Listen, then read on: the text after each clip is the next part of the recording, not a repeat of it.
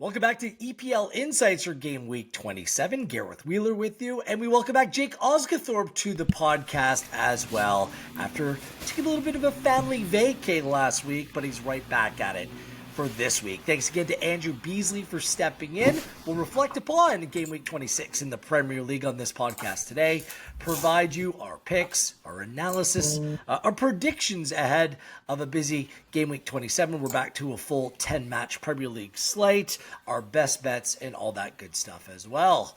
Back at it, Jake. Now you get to hang out with me for the next hour instead of hanging out with your family. I think we all win in this scenario, don't we? I think so, yeah. But no, like the show last week was very good. You guys made some very good arguments. You nailed the Carabao Cup final in the sense of that being very low scoring, which, you know, apart from the 4-1 at Anfield this season, pretty much every meeting between Chelsea and Liverpool is very low scoring at the moment. No matter the manager, no matter the players, which I think is really interesting. And yeah, hopefully we don't get a repeat FA Cup final and we have to sit through another 0-0.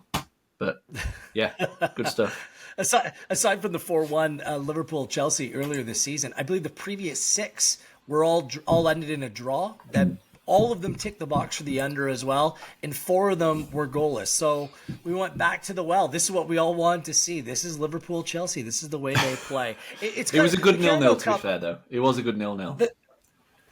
There have been some good 0-0s between these teams, but it's just really funny to me, the punditry, the analysis that comes out of games like this. Like, the Carabao Cup doesn't matter until it matters, right? Then the world's coming to an end, and there's hot takes, and there's blue billionaire bottle jobs. There's all this stuff like that comes from the good Carabao Cup. I love my alliteration, so I can't believe he's getting so much stick over it. Like, it's pretty incredible. Anything else to say about the Carabao Cup? Like, Liverpool, we'll get to their lengthy injury and absentee list as we break down Liverpool Nottingham Forest ahead of the weekend. But that at some point you say, at what cost? They're still playing in Europa League. That's upcoming.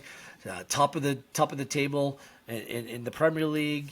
You're playing FA Cup. You win the Carabao Cup, and your squad is depleted. You just wonder maybe if this is a step too much. Although, what a send off it would be! What a proper tribute to Jurgen Klopp if they end up accomplishing, a deep run in all these competitions.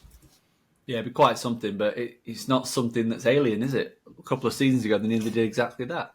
1 point shy of Man City in the Premier League, Champions League runners-up, and then won the domestic cup. So it's something that they're more than capable of doing.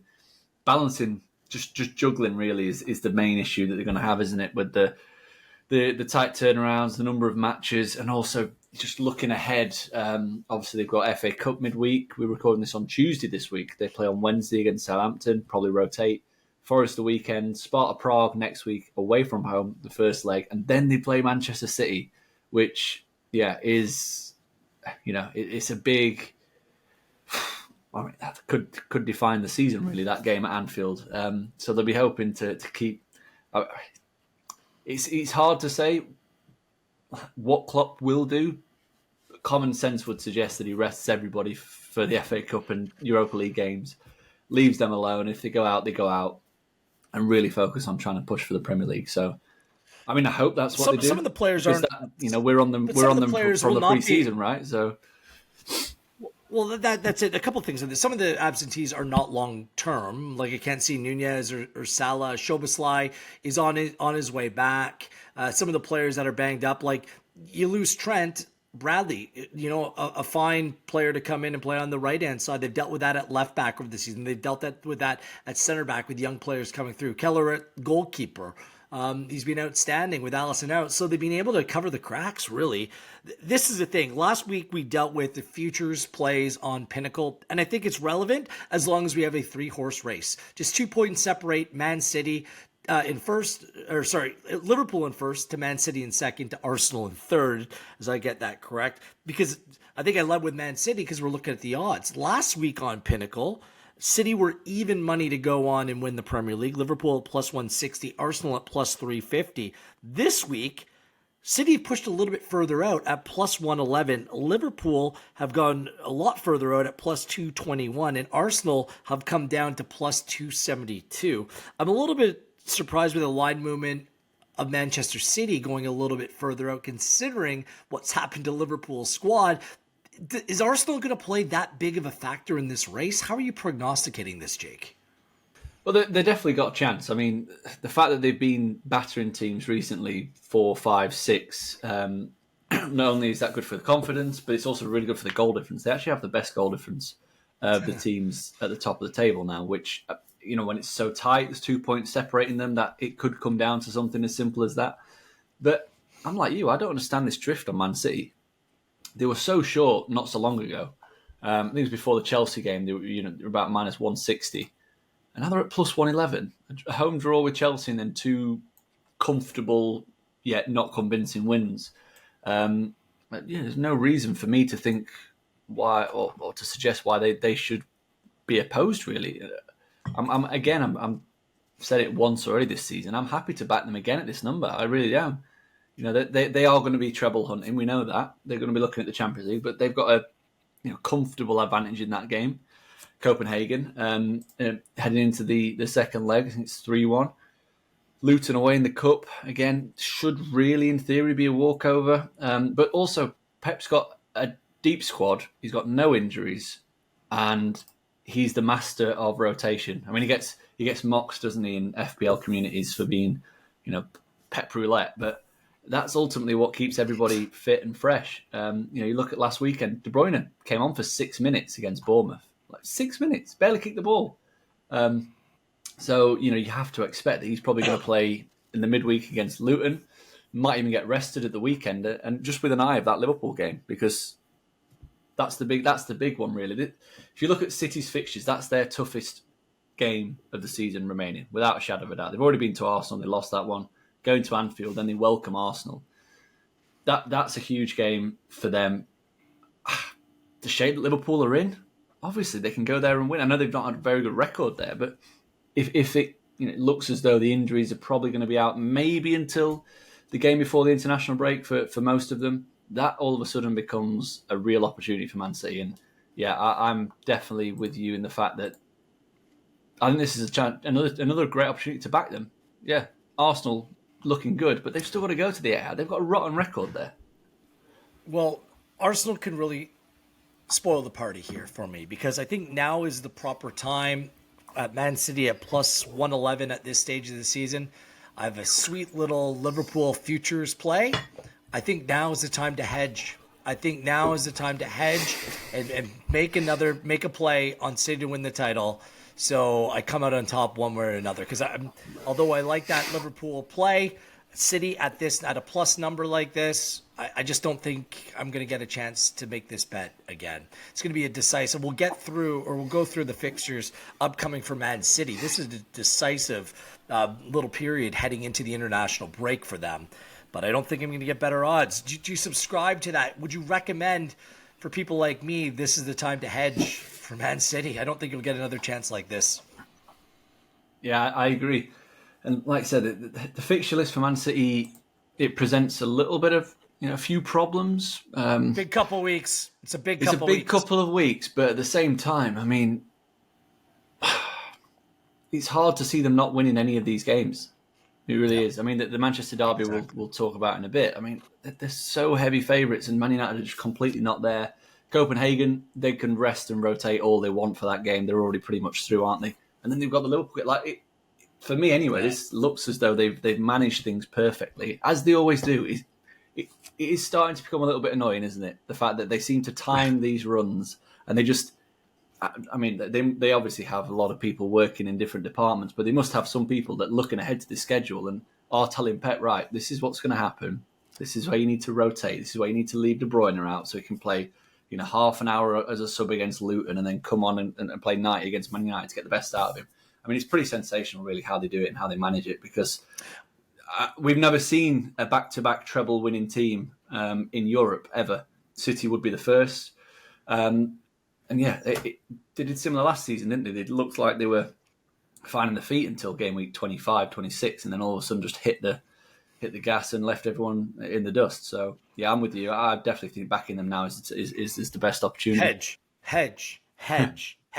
Yeah, and some will suggest that City just aren't at their best right now.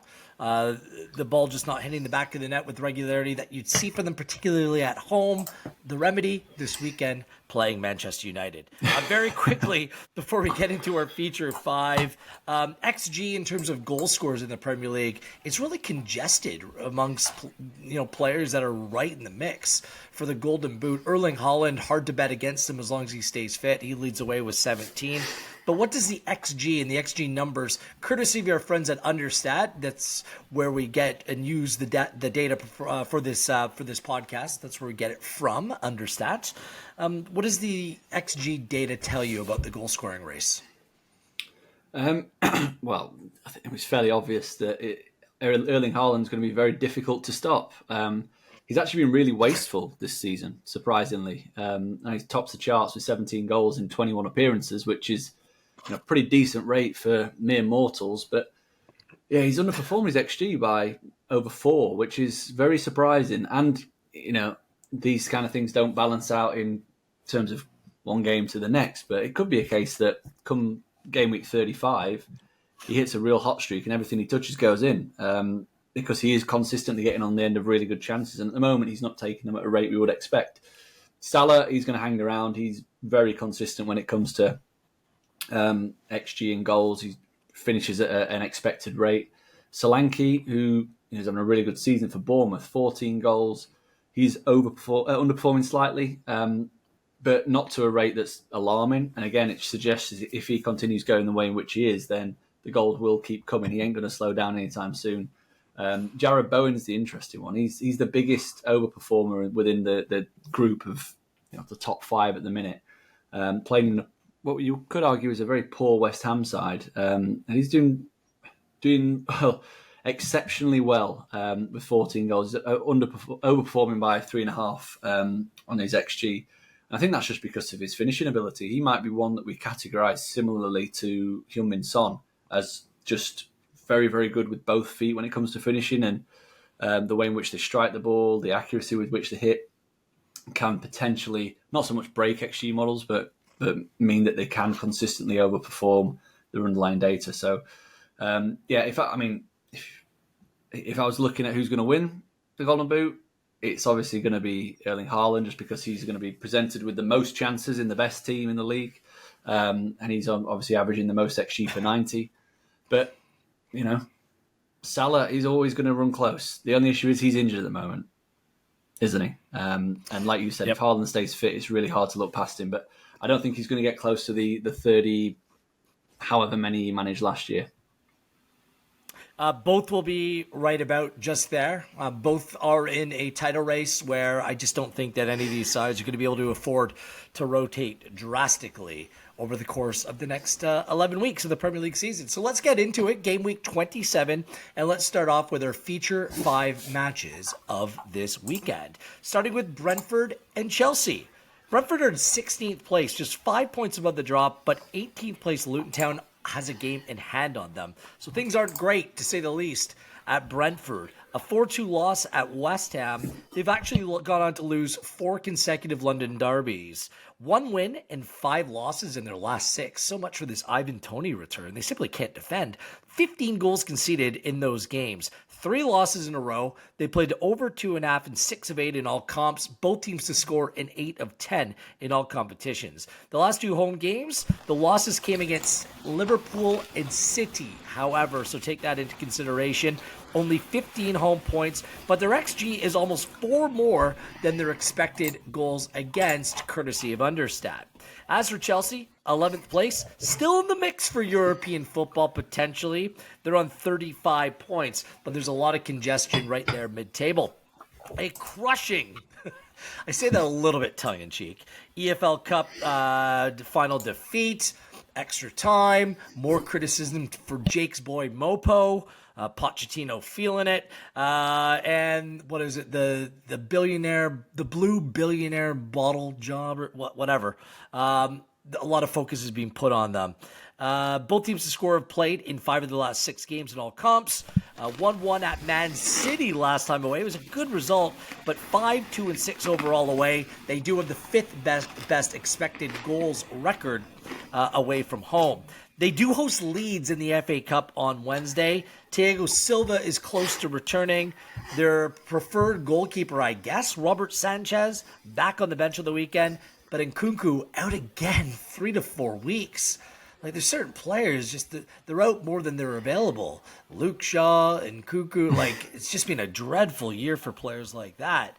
Head-to-head, a 2-0 away win for Brentford last time out. Brentford with 3 wins and a draw in their last 4 against Chelsea head-to-head.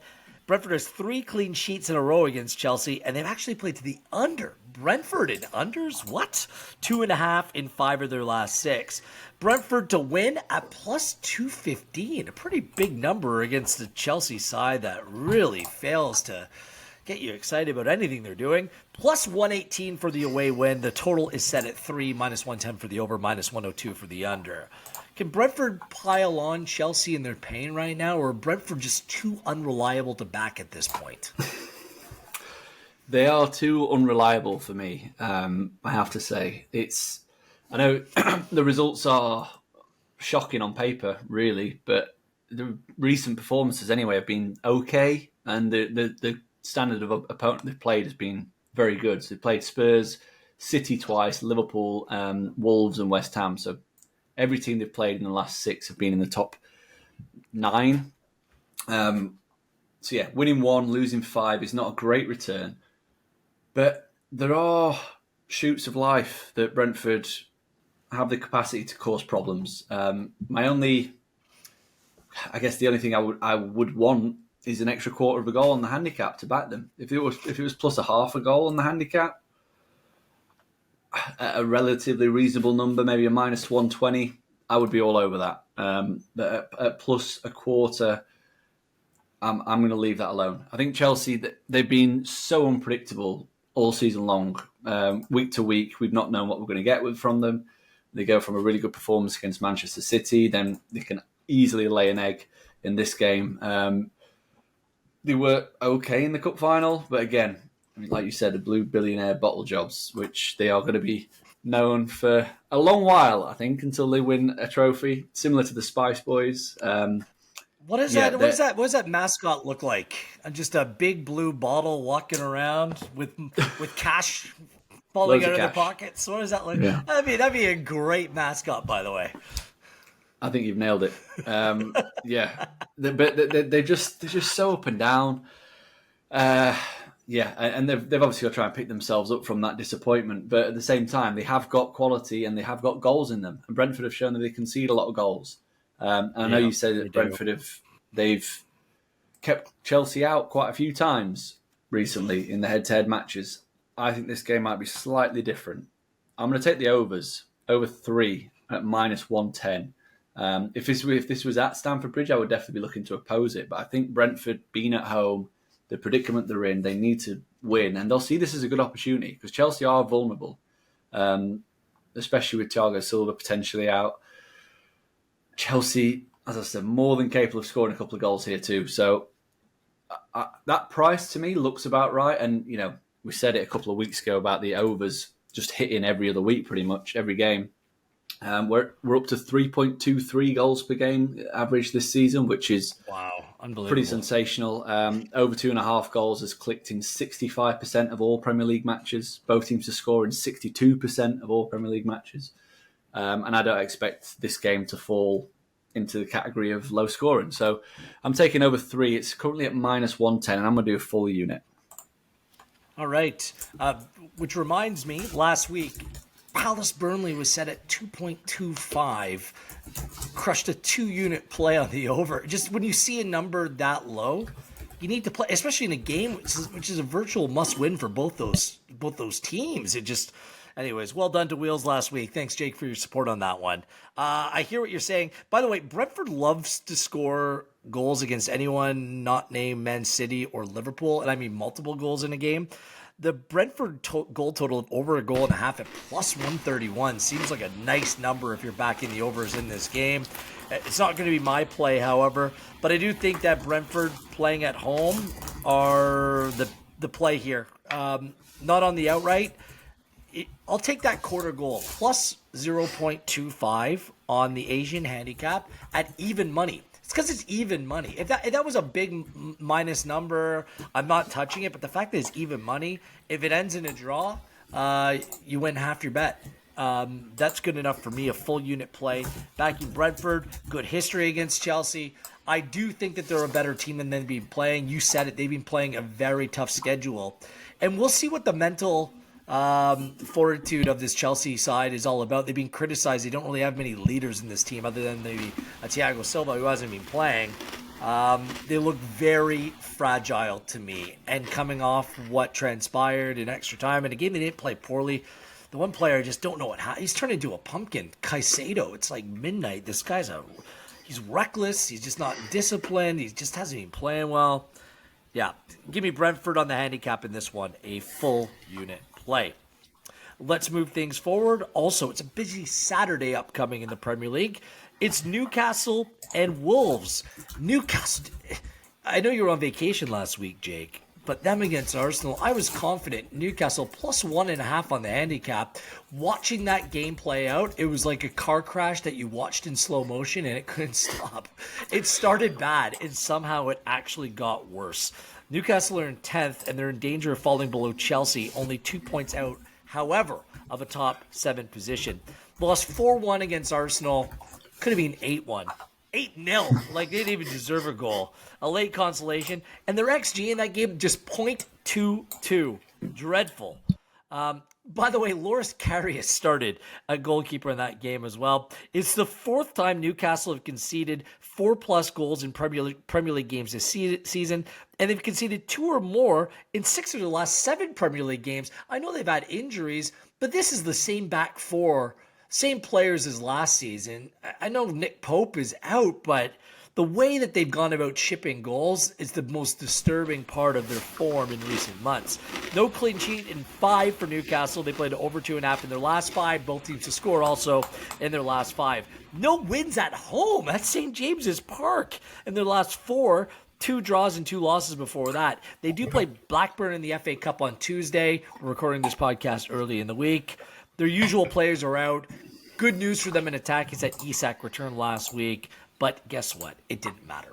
Wolves are in 9th, a point better, and a position higher than Newcastle at present time. A 1-0 home win over Sheffield United. Their 11th win this season equals their win total of last season. And 40 goals scored this season is 9 more than they scored all of last season. How did they stay in the Premier League? That's unreal. Neto's been great. 9 assists in just 17 Premier League games. They do host Brighton in the FA Cup on Wednesday. Back-to-back away wins at Spurs and Chelsea puts them on a good away form coming into this game. They're undefeated away in their last 6 in all competitions. Cunha, the only really big absence in the team. They played to a 2-2 draw at the Molineux against Newcastle earlier this season. Newcastle haven't lost to Wolves in 4. Newcastle no clean sheets in 3, however. Wolves no clean sheets against Newcastle, that is, in 9. And both teams to scored has played in 8 of 9. Newcastle, a considerable favorite here, minus 115 on this form. Wow.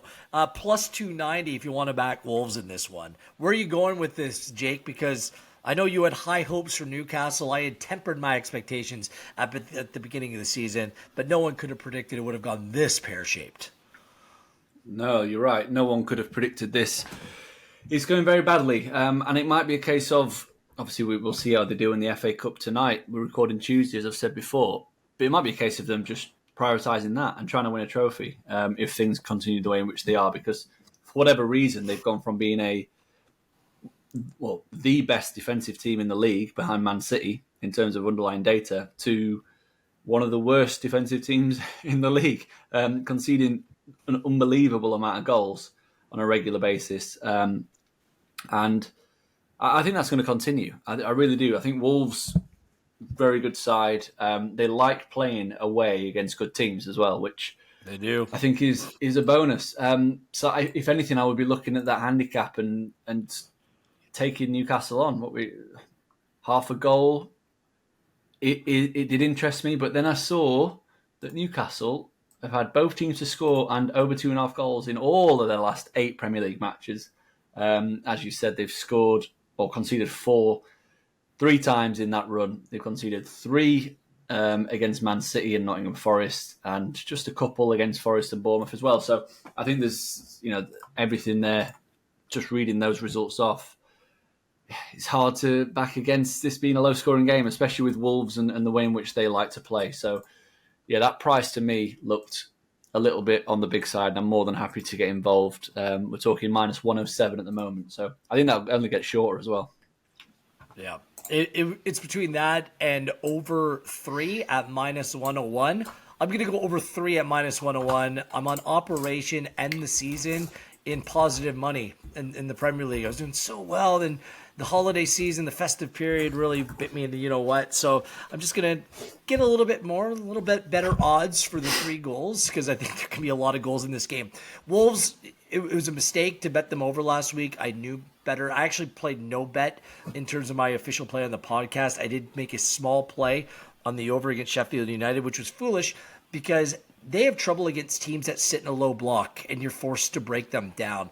But whenever Wolves play in transition and the game's a little bit more wide open, that's the way Newcastle plays. They're going to come on to Wolves, give them that opportunity to use their athleticism, get out in transition. That's where they're so good and so dangerous. So I can't see Newcastle sitting back at home at St. James's Park. So this game screams over the total for me. And you're right. I think both teams can score as well, but I don't disagree. But I'm going to go over 3, a little bit different at minus 101. Let's move things forward. Also on Saturday, it's Tottenham Hotspur taking on Crystal Palace. Spurs are in 5th. They stay 3 points better than Manchester United after a week without a game. A nice week off, not bad. 5 back of Aston Villa, however, but they do have a game in hand.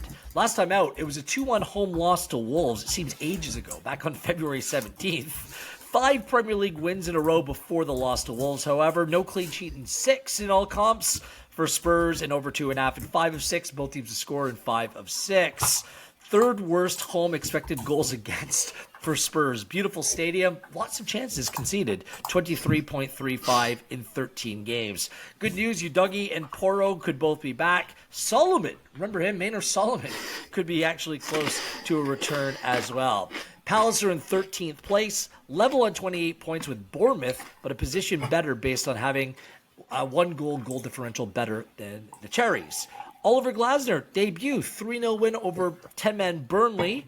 They've won 3 of their last 4 Crystal Palace have at Selhurst Park. Over 2.5 in 5 of 6. Both teams to score in 4 of 5. They drew with Everton in their last away match.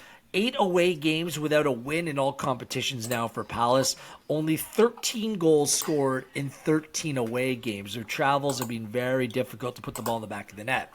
Good news is that Eze and his bad hammy, he's back in training and moving in the right direction to play this weekend. Same thing goes for Will Hughes, who missed out last weekend. Wharton stepped right into the team, and he's done quite well. And they do have some other attacking options still try to make up with for the absence of Elise. Head-to-head, a 2-1 win for Spurs. 4 wins in a row for Spurs in the head-to-head. Neither has a clean sheet in 4, and these two sides have played to over 2.5 in 5 of 6. No surprise for Spurs, a big favorite, minus 197 for the win, plus 538 for a Palace win in this game, and the goal line is set at 3. Do you have a play for this game, Jake? I don't have one down, no.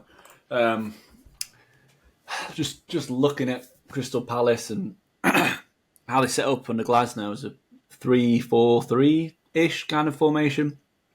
I think that could be really interesting when they get Eze and Elise back in. Whether they play Elise behind the striker and play Eze as one of the midfielders, or play them both there and just let them cause chaos. I think it'd be really interesting to watch. I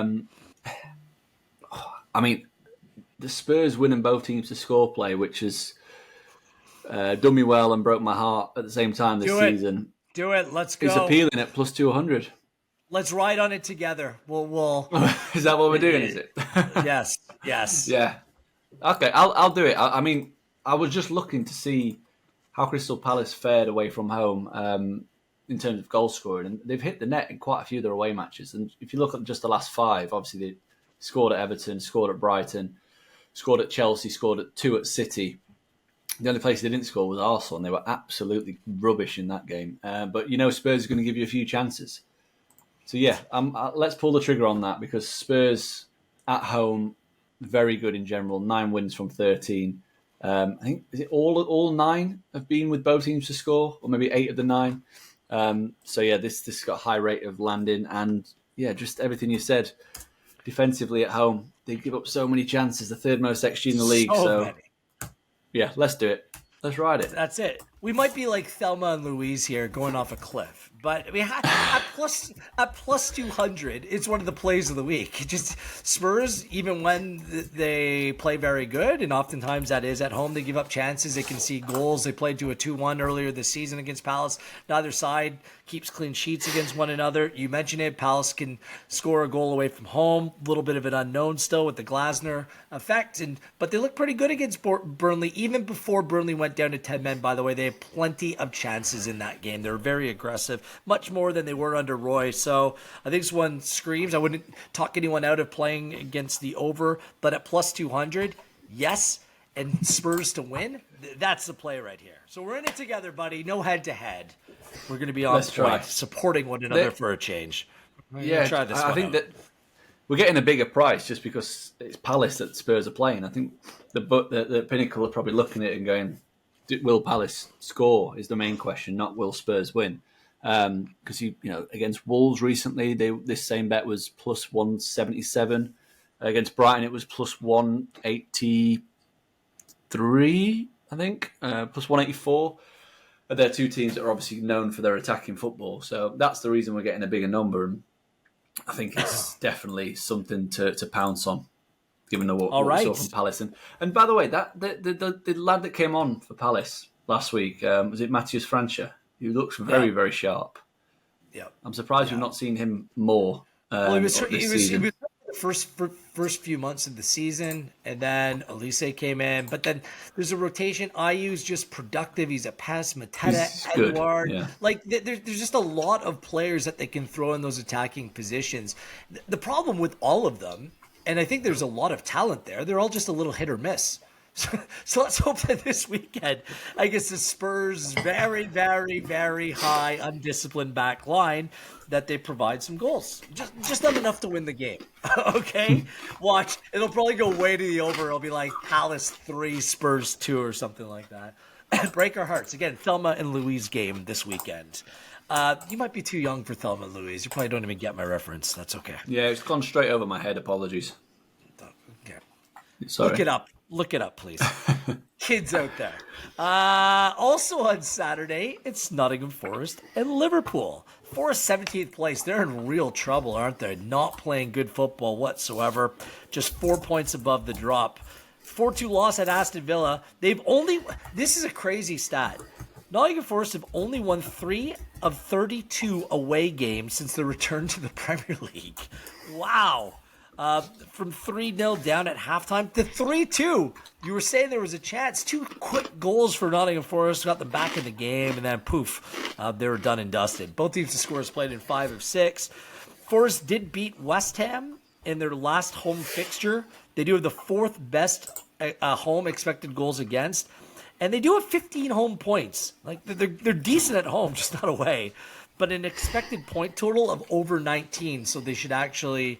They're underperforming in terms of their point total, considering the way that they've been playing. They do host Manchester United in the FA Cup on Wednesday at home as well.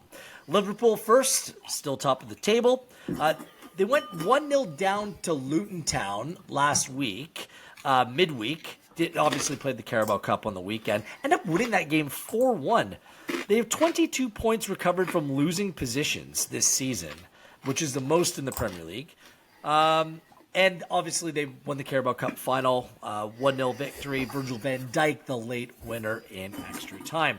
Over 2.5 is played in 6 of 7 in all competitions. Both teams to score in 7 of 8. They beat Brentford 4-1 in their last away game, bouncing back from a 3-1 loss at the Emirates to Arsenal the time before that. 25 away points, but an expected point total of just 19.19.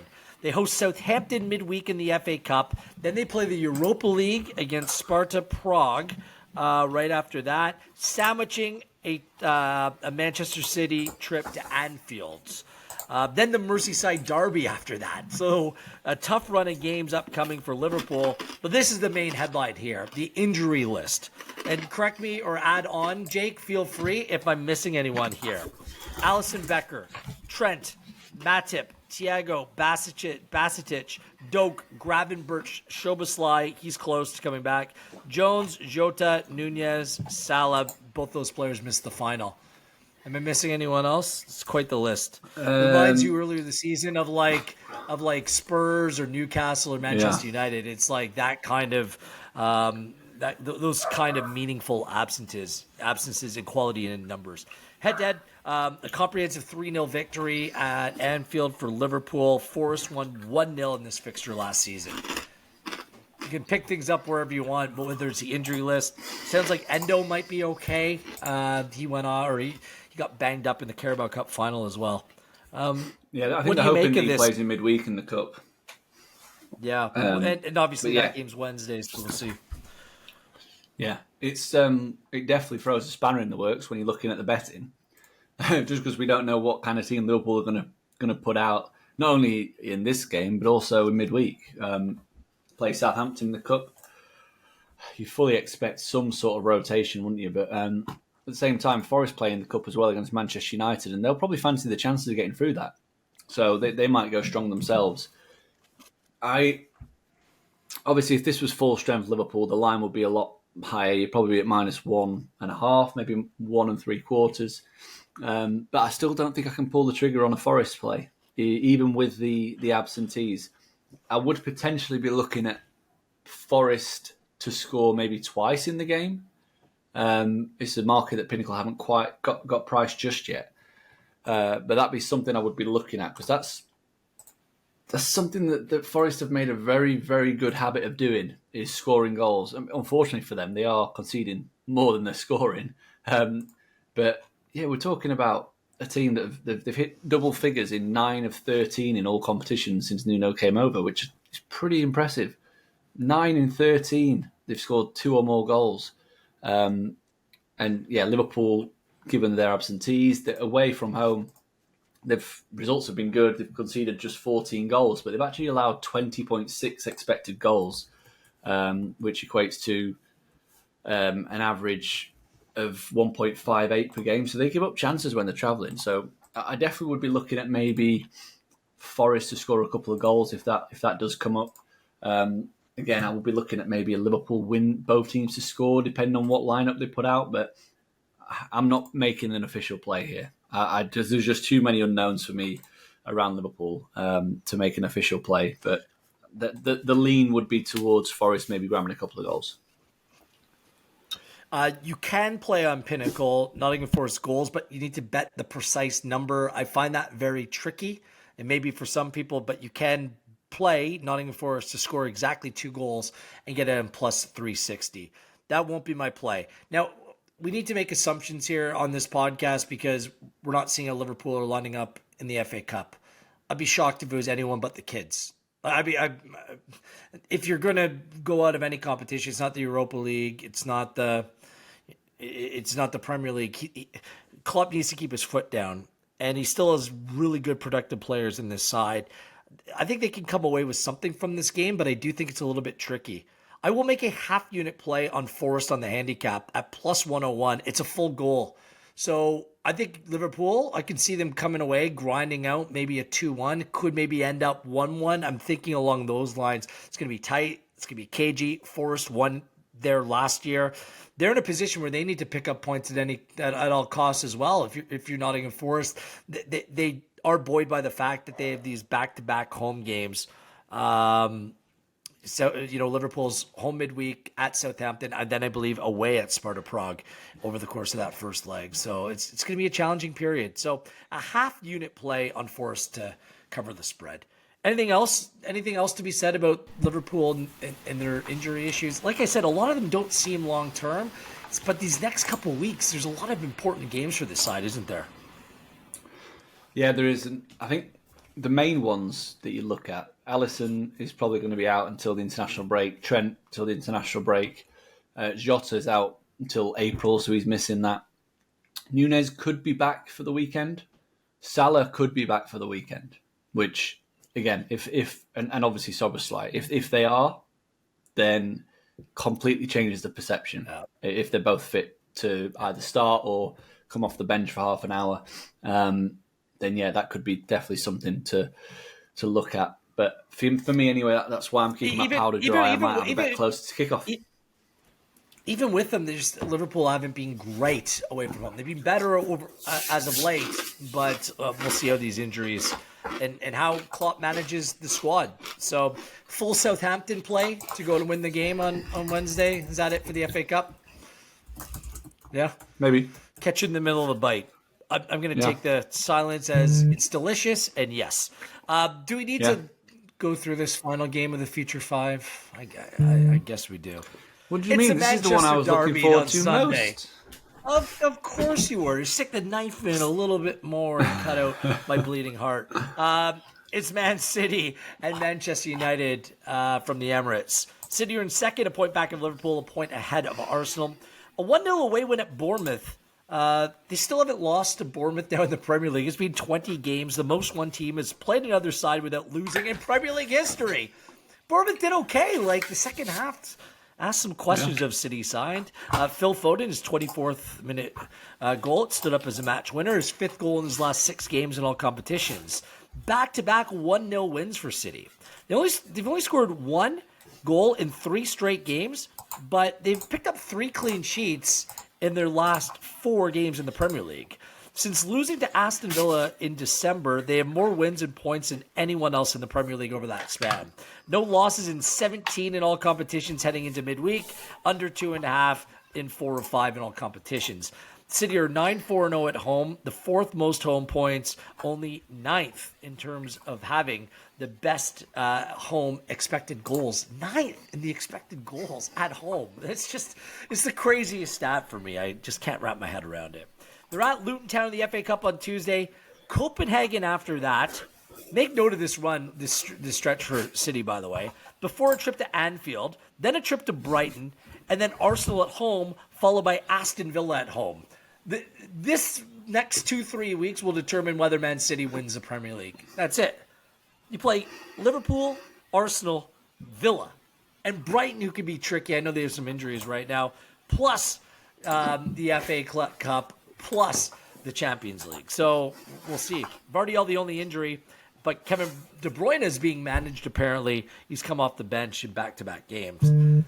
Manchester United, 6th place in the Premier League, somehow a missed opportunity to go level with Spurs, who have a game in hand. They're still 5 points above 7th place. They're destined to finish 6th, aren't they?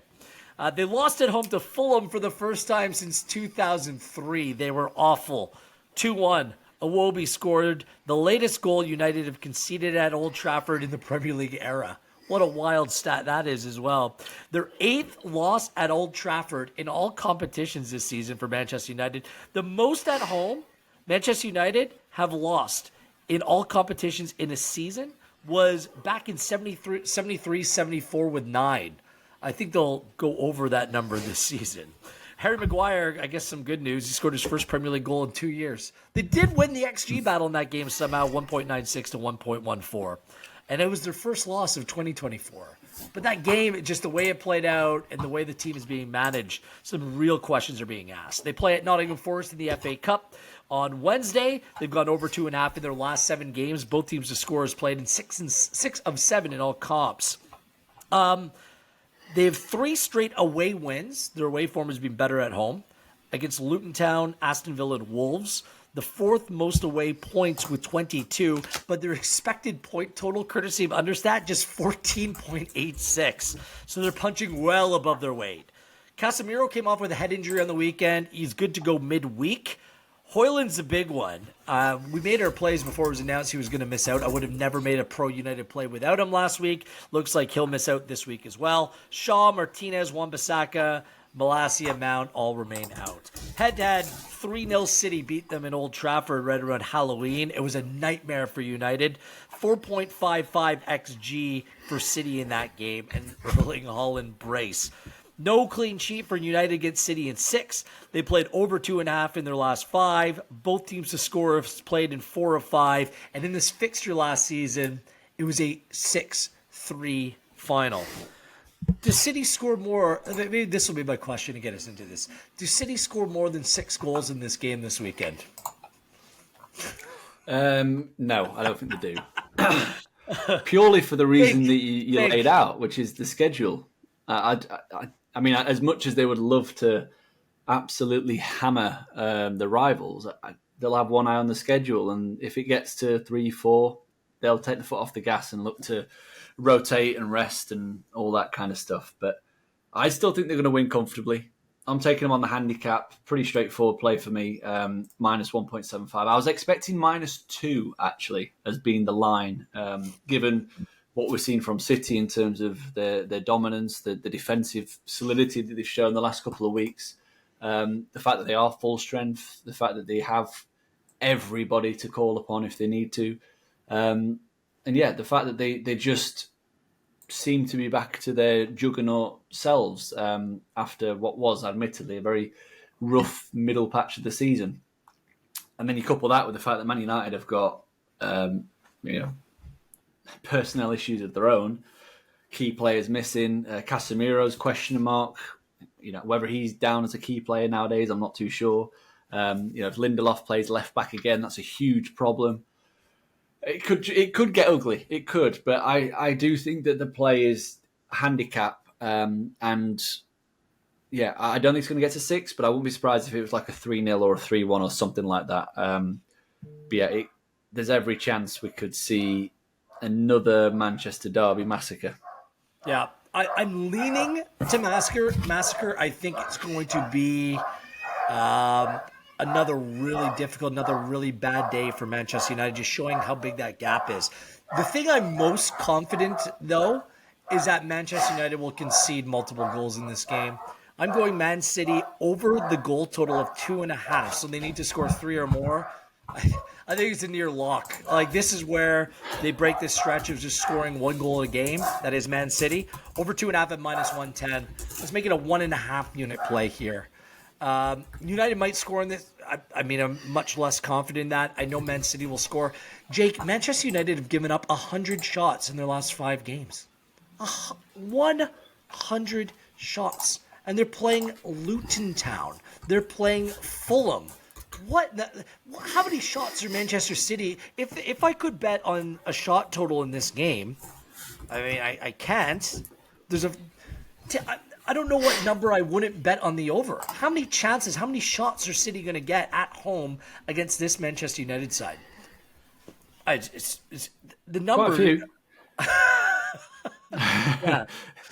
The only slight, I guess, not concern, but something just to maybe think about is the last time we were this confident about Man United getting an absolute whooping was when they went to Anfield and they drew 0-0. And they put in a performance that none of us were expecting, in the sense that they actually looked like a decent defensive team, even with, again, a makeshift side. So obviously it's a different kettle of fish going to the Etihad, because they've got different style of players that are more intricate than potentially Liverpool, which is a little bit more direct and dynamic. But yeah, just again, not slamming the brakes on, but just a little, that happened. We were back in Liverpool -2 handicap. Liverpool to score 3 or more, and all this kind of stuff, and we did get bit. I was thinking about what Manchester United could do. I'm like, you can try to play 5 at the back. Is he going to change his system now? Probably not. He took a risk rolling the dice, playing Amari Forson. his first Premier League start for a 19-year-old. I can't see him going back to Forsen in the derby. If he wants to play 4 in the midfield, maybe he plays McTominay or Bruno Fernandes as a false 9 and plays them both together. But neither really defends particularly well. Neither has any interest in defending. They just try to spring Garnacho and Ratchet on the counterattack. But how do you defend the flanks? I can't. Whichever way Ten Hag approaches this, and I think that playing a midweek game gives him less time to tinker or come up with a strategy that might work in this game. I think it's a mess. I think it's a nightmare. I think United will still pick up points and finish right about 6 in the table, but this is not going to be a good day for them. I just can't see it playing it any other way. So, are both Man City plays. So, yes. Let's move things forward to rapid fire for the remaining games of the weekend. Back to Saturday. Everton, buoyed by the fact they're not losing 10 points. It's a 6-point deduction. It looks a lot better now, doesn't it? Taking them out of the relegation zone, a side that has been struggling. Struggling in terms of not losing games. They have 5 draws in their last 6 games. They take on West Ham, who were shut out 3 consecutive games in a row, and not by small margins as well. 2-0, 6-0, and 3-0. Scored 4 against Brentford on Monday in a 4-2 victory. Jared Bowen, congratulations, his first Premier League hat-trick. Do you have a bet for this game? Everton and West Ham from Goodison Park. I do, yeah. Overs. Got to be overs. This line is, again, it's lower than I was expecting. I know Everton haven't been the most free scoring of teams this season, but at Goodison Park they create an abundance of chances, don't take them, or haven't taken them so far, but they've shown flashes. And I think the key for me is that Abdoulaye Doucouré is back for Everton. And he is a huge driving force for them in terms of attack, in terms of getting in scoring positions, in terms of creating, in terms of pressing. And the other thing is West Ham, as we saw on Monday, Paquetá, he's back.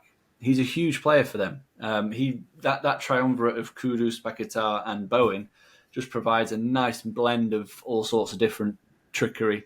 I think both teams can contribute. I think it's going to be quite an entertaining game. And like you said, Everton will be buoyed by that, but they'll know they're not out of the woods yet. And yeah, as I said before, the goal totals have been very kind this season. It's been a very high-scoring season. This is one that I'm happy to take again, 1.5 units. This is going to be a first on this podcast this season. I'm betting a draw. Plus 259. I'm betting a draw in this game. There's no game on the calendar that is set up for more of a draw than this one. That's all that Everton do. There's very little that separate these sides. Moisey will be going back to Everton. He'll just be setting up not to lose. He'll take a point on the away travel there. This game has draw written all over it. That's all that Everton do. 3 straight draws at home. Like 13 points in 13 games at home. They are a drawing side at home. So tie. That's what we're doing here. Half unit play, that's it. But a draw at plus 259. I had to do it once this season. This is it. Don't you think this game just screams a draw? I just looked at this game. Maybe. Like, this is going to end up a 1-1 or a 2-2. It's just maybe a goalless draw. There's not much between these teams at all. So that's it. So... Fulham and Brighton. Fulham are 12th. Brighton are 7th. Matoma could be gone for the rest of the season. All of a sudden, some injuries for Brighton. This is worth mentioning because Gilmore's suspended for 3 games. Matoma potentially out the season. Pedro's been out. Ferguson's missing midweek in the FA Cup. Welbeck probably too. Veltman as well.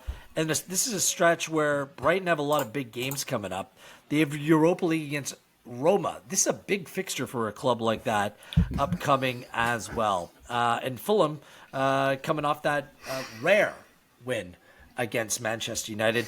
Polina's suspended for this one as well. Need to bring that up. Their midfield played well against United, but Brighton, a much better or well-organized side. Do you have a play here? No bet for me. You kind of hit on why. Uncertainty around Brighton, the way in which they're going to approach league games in the midst of Europa League ties. Generally, we see continental managers, European managers, ditch the league for Europe. They prioritise that. Be interesting to see how De Zerbi goes about it, especially with a thin squad. So, too many question marks for me this week. Maybe looking next week might be one after we've got a bit of a feel for what he wants to do. It might be one. Given the Europa League's back-to-back midweeks, then it could be one to oppose next week, depending on what we see. Yeah. I'm going to make a half unit play Fulham on the handicap at plus 102. Fulham haven't lost to Brighton in 8 because of those injuries. Brighton playing a midweek game. Fulham has the week off, buoyed by that victory. Looked much better with Bassi in the team and Iwobi, who've come back from AFCON. With all due respect to Tim Ream, like, you just need some, like, big, strong players. Tosin in the middle, like, their center back partnership is much better. They're very well organized, and they're really good at fullback, getting down the wings as well. I think Marco Silva's done a great job. So just a half unit play on Fulham at home at plus 102. It's basically a draw no bet. Luton Town and Aston Villa. All of a sudden, Luton Town, they're the big losers in Everton, getting that point reduction reduced.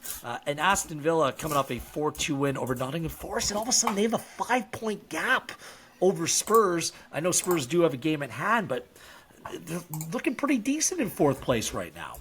What about this game, Jake?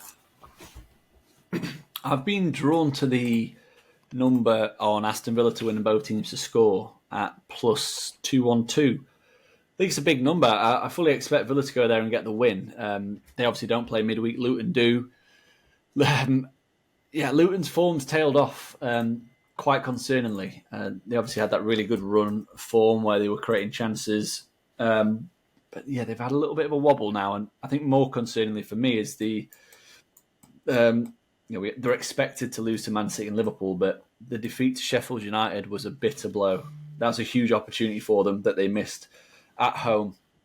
And yet, Villa perhaps not quite at that Man City Liverpool level, but they're not far behind as the league table suggests and as the underlying process suggests. So I do expect them to go there and create chances, get the win. But it is worth pointing out, Luton, we're recording this on Tuesday before they play Man City in the Cup. They've scored in 12 of their 14 home games across all competitions this season. Yeah. So they generally find the net when they're playing at Kenilworth Road. Villa to win, both teams to score, maybe a 3-1, 4-1, 4-2, something like that again. You said it, lots of goals at Kenilworth Road. I don't know who's going to win this game. It's a tough place to go. If they can get Adebayo back in, even better news. Over 1.5 goals for Luton Town at plus 160. Plus 160. This Villa side, Torres limped off last game. Konsa, not sure if he's going to be back this weekend. Diego Carlos also out. All of a sudden, that center back position, for the way that this team plays, problematic for Aston Villa. Not to mention, they play Ajax in the Conference League next week as well. Again, Ajax, really poor season. That's a good fixture for Aston Villa, just a notable one. And Villa haven't had a clean sheet in 4. They played to over 2.5 in their last 6. They concede goals. They score goals as well. I like the total, but I like Luton Town to score 2 goals more at plus 160. The dog game of the week, PU. Burnley and Bournemouth on Sunday. The Killer Bees. You're killing me if I'm going to watch this game. Do you have a play in this game, however? I'm going to take Bournemouth to win, minus 103. Yeah. I was expecting it to be a bit shorter, to be honest. I still rate Bournemouth highly. I know they've had a little bit of a wobble in terms of the results. Not been very promising, but they're playing Burnley. And Burnley are bad, to put it simply. And Bournemouth, they looked good away at Newcastle. They looked good in spells against Manchester City. They created a lot of chances at Fulham in defeat. So the performances have been there. They've just been, struggled to patch it all together. I think this is a good game for them, just in terms of styles as well. I think the way in which Burnley play will suit how Bournemouth want to play. We saw the red card for Burnley last week against Crystal Palace. They were trying to play out from the back. Palace were playing a high press. Bournemouth were going to do exactly the same, and you can see them having a bit of joy. So that price to me looks a little bit big. I like that play. I don't want this to be the week that Burnley comes up to bite me. I'll stay away from it because I'm more confident on the total. Over 2.75 at minus 117. Burnley need to come out. They have to win. They have to play to win this game, and they simply can't defend. They've 1 win and 5 points at home. Burnley. It's a joke. But these two sides played to a 2-1 earlier this season. They played to over 2.5 in 8 of 10. Bournemouth can't keep clean sheets either. No clean sheets in 5, and they need to come up with a away win because they've been really poor away from home in recent weeks as well. So let's go over the total, 2.75 at minus 117, a full unit play. And to wrap things up, some Monday Night Football, Sheffield United and Arsenal in the biggest mismatch of the week. Is there a play to make, Jake? Not for me. No, handicap line is a little bit too steep. I know that Arsenal have been scoring an absolute hatful of goals against rubbish teams, and Sheffield United are a rubbish team. But again, we're talking about the fixture build-up, the fixture schedule. Arsenal are in a similar kind of predicament to all the other teams up there in the sense of the run they're going to have. They've got a massive Champions League game just before they play Chelsea. They've got a difficult game against Brentford before that. So again, they've done well to get the goal difference back on par. They could easily add to it here, but it might be a case of going two up and rotating. So I'm happy to leave that alone, just because the uncertainty there. Are we really going to end on a both no bet for Arsenal? Yeah. You know what? Sometimes no bet is the best bet. I get it, but it's Sheffield United. Forget the goals. You mentioned it. I think that they might want to play within themselves. Arsenal to win to 0 at minus 114. We'll make a full unit play there. Arsenal should be closing the door against teams like this. Just play within themselves. Sheffield United shouldn't be able to threaten. They concede a gazillion goals. 3 straight away Premier League wins for Arsenal. And 11 conceded away from home is the best by 3. They have the best away defensive record in the league. So Arsenal to win to 0 at minus 114. Let's make it a full unit play. Cool. That's about it. Do you have a favorite bet of the week? Mine's the goals in Everton, West Ham. I like the total. 2.5 should be a little bit higher. Okay. I think I like City in over 2.5 goals this weekend against Manchester United. That's got to be my top play of the week. Good to have you back, Jake. We'll do this all again next week. Best of luck and enjoy the rest of your week. We got this podcast done early and out of the way, which gives you plenty of time to tell all of your friends about it. Go subscribe, go like. You can listen to us on any streaming platform, as well as you can watch these episodes for our pearly whites right here on YouTube. On behalf of Jake and everyone at Pinnacle, I am Gareth Wheeler. This has been EPL Insights for Game Week 27.